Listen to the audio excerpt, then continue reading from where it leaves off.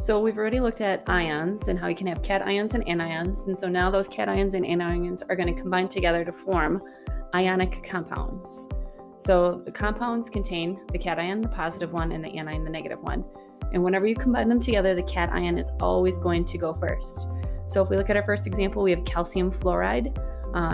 Calcium is a cation, it's a 2+, and fluoride, which we know is just fluorine, but because it's an anion, we changed it to IDE ending. That is going to be listed second in both the formula and the name. Then we have what's called barium hydroxide, and hydroxide is one of our polyatomic ions. You can always tell a polyatomic ion in the chemical formula whenever there's parentheses. So whenever you see parentheses, you know there's going to be a polyatomic ion. Also, you know there'll be a polyatomic ion when you have more than 2 elements. So we have barium, oxygen, and hydrogen. Always an indication of a polyatomic ion. When we look at calcium fluoride, that's just 2 different elements. So therefore, there's no polyatomic ion, more than likely in this one. But whenever you see 3, there's always a polyatomic ion. So all you have to do whenever you name it is you just look up that polyatomic ion on the back of your periodic table, and then you can identify it. Same thing down here, we have K, N, and oxygen, and O. We have 3 different elements, therefore we have a polyatomic ion. And most of our polyatomic ions are going to be anions. So you're going to be looking for the end of the formula, and so NO3 is just nitrate. Then what if we have transition elements in there? Well, we know they're all cations, and so we have to keep the Roman numerals if we need them. So they're always going to be listed first. If we don't need the Roman numerals, then we don't put them in there. How do you know if you need Roman numerals or not? Well, remember on the back of your periodic table, we highlighted the 20 elements that were transition metals that needed Roman numerals. So you only keep the Roman numerals if they are one of the highlighted ones. If they're not, then we're not going to keep those Roman numerals. So we have FeO, so we have iron 2 oxide. If we look at the next example, we have Fe2O3, which is iron 3 oxide. So looking at those 2 compounds, they both contain iron and oxygen, but we know because of the law of multiple proportions, we can make multiple compounds with the same elements. So these are both made of iron and oxygen. However, they're different compounds because they have different chemical formulas. This is a 1-to-1 ratio. This is a 2-to-3 ratio. Why is that? Because this one has the iron 2 ion in it, and this one has the iron 3 ion in it. And so we have to differentiate between iron 2 and iron 3, and that's why we need to use the Roman numerals, because iron is one of the highlighted ions on the back of our periodic table. Then looking at NiCO3, we see 1, 2, 3 elements, so we know there's a polyatomic ion in there, and we look that up on the back of our periodic table, and we see that it's carbonate. We also see that nickel is a transition element, so it's a good idea to check the back of our periodic table for that one as well. And nickel is highlighted because there's multiple options for nickel, so we have to identify this as nickel 2. Now, how do we know it's nickel 2? Well, because carbonate is a 2-, and so it's going to take 2 electrons. And so that means nickel had to give away 2 electrons because those formulas always have to cancel out. So if we wanted to name MgCl2, Mg is magnesium and Cl is just chlorine. So that would just be called magnesium chloride. We do not need to use the Roman numerals because magnesium is not a transition metal. So it's just in group 2, so it's always a 2+. There's no other choice for that one. And we do need to change the chlorine to chloride, so it would not be magnesium chlorine. Then we have Na2CO3, so we see 3 elements. And whenever you see 3 elements, you know you're going to have a polyatomic ion. So we look at the back of our periodic table, and we identify that as carbonate.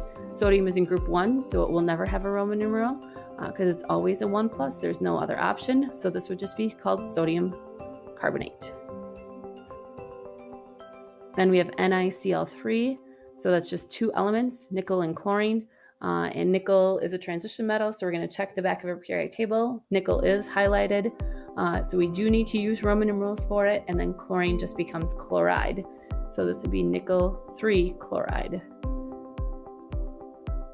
Then we have WN2, and W is tungsten. It is a transition metal, so you check the back of the periodic table. W is not highlighted, so therefore it would not use a Roman numeral. and N is just nitrogen, so that becomes nitride. So this would just be tungsten nitride. If you put a Roman numeral in there, it would be marked wrong. Then what about writing the formulas? So when we name them, we have to look at Roman numerals. When we're writing formulas, we have to look at oxidation numbers. So oxidation numbers of each of our ions, the cation and the anion, must cancel out. Our cation is still always written first. So if we look at sodium chloride, which is just salts, we have sodium, which is a 1+ because it's in group 1. Chlorine is a 1- because it's in group 17. So this is a perfect combination. Sodium wants to give away 1 electron. Chlorine wants to take 1 electron. So our formula is sodium chloride, NaCl. Nickel 2 oxide. So we have a transition metal in here. So nickel has Roman numerals. And the Roman numeral 2 here indicates that nickel is giving away 2 electrons. So that's why we identify this as the 2+ for nickel. And then oxide is just oxygen, which is a 2-. So once again, a perfect combination, 2+, 2-, that cancels out. So our formula is NiO. Then what if they don't equal out? Then what do we do? Well, all we have to do is add more elements. So this is actually a typo in here, just checking to see if you're paying attention. This is supposed to say sodium oxide, so not nitride, oxide. So sodium oxide contains Na+ and O2-. Sodium is in group 1, that's why it's a 1+. O is in group 16, that's why it's a 2-. And when we try to cancel them out, we have a 1+ and a 2-. So that doesn't work exactly. So we have to add in another sodium with another 1+ charge so that it cancels out that 2-. They always have to cancel out. So our formula is going to be Na2O, this 2 indicating the fact that we need 2 sodiums, each with a 1+ charge to give away 2 electrons total, and then oxygen will take 2 electrons. They always have to be stable. Then we have manganese 3 fluoride, and the 3 indicates that manganese is giving away 3 electrons. So that's why we have the 3+ here. But fluorine will only take 1 electron because it's in group 17, so it's a 1-. And so we have to make this work. Manganese has to give away 3, fluorine will only take 1. So what we do is we just add in more fluorine so that we'll have 3+ and 3-. So when we have 3 fluorines, we would write this as MnF3. Then another check to see if you are paying attention on here. Calcium nitride contains calcium, which is a 2+ because it's in group 2, and nitride, IDE, means it's just nitrogen, so that's a 3-. So our formula is going to be Ca3, and then that's going to be an N. That is not an F. That's an N, and then a 2, because we have to make those cancel out. So a 2 and a 3, you have to add a little bit of both. So this would be a total of 6+, because we have 3 calciums, each with a 2+ charge. And then we have a 6-, because we have 2 nitrogens, and they each are 3-. So 6+, 6- will cancel out. So you just need to add in more of whatever you need to make it equal out. Then what if there are polyatomic ions involved? Well, we treat those as a single ion, just like we would calcium or nitrogen or whatever it would be. And we're also going to use parentheses. This is the only time we would use parentheses, when we need more than 1 polyatomic ion to cancel our oxidation numbers. We don't use them all the time, only sometimes. So our first example, we don't use them at all. So we have magnesium sulfate. Magnesium contains Mg2+, so because it's in group 2, it's a 2+. Sulfate, because it ends in ATE, you know it's a polyatomic ion, so you just look at the back of your periodic table and you just look up sulfate. And so the sulfate ion is SO4, 2-. And this is a perfect combination, 2+, 2-, they cancel out. So our formula is MgSO4. In our next example, we have iron 3 hydroxide. So this has a Roman numeral 3 because iron has multiple choices. So it tells you that this is a 3+. So this is iron with a 3+, so it's got to give away 3 electrons. And then we have hydroxide. So hydroxide is a polyatomic ion. It is one of the very few that actually end in IDE, but we know there's no such thing as hydroxygen. So hydroxide is a polyatomic ion. So you look on the back of your periodic table and you see that it's an OH-. It's a 1-, so it will only take 1 electron. Well, iron's got to give away 3, and hydroxide's only going to take 1. So in order to make this work, we need 3 hydroxides to cancel those out. Whenever we need more than 1 polyatomic ion, we need to put it in parentheses. Whatever that polyatomic ion is, you have to copy it exactly from the back of your periodic table. And then you always put however many you need after the parentheses. So this 3 right here means you need 3 oxygens and hydrogens known as hydroxides. You need 3 hydroxides. So you need to have the parentheses whenever you need more than one polyatomic ion. Same case is true for our next one, calcium nitrate. So you hear ATE, you know that's going to be a polyatomic ion. Look on the back of your periodic table. We have calcium in group 2, so it's a 2+, and nitrate on the back of your periodic table is NO3 1-. And so our formula has to equal 0, and the only way we can do that is by having 2 nitrates. So we have a 2- total and a 2+ total. So we need to put the nitrate in parentheses. You copy the exact polyatomic ion from the back of your periodic table, put that in parentheses, and then put however many you need on the outside of the parentheses. That's the only way you can write out formulas for ionic compounds when they contain polyatomic ions that you need multiples of. So if we look at sodium acetate, sodium is just Na, it is not S, so do not choose this one or that one.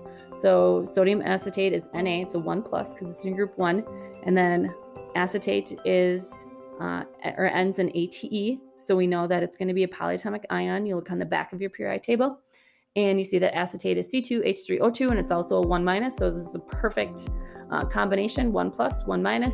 So we would just go with NaC2H3O2. Then we have manganese 2 carbonate.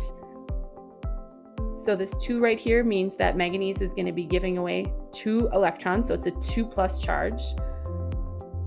And this is manganese, not magnesium, so it would not be Mg. Then our carbonate ends in ATE, so therefore we know it's another polyatomic ion. We look on the back of our periodic table, and we see that carbonate is CO3, and it's a 2- charge. So this is another perfect combination, 2+, 2-, one of each of those. So we would have MnCO3. Then we have aluminum oxalate. So aluminum is in group 13, so it's a 3+.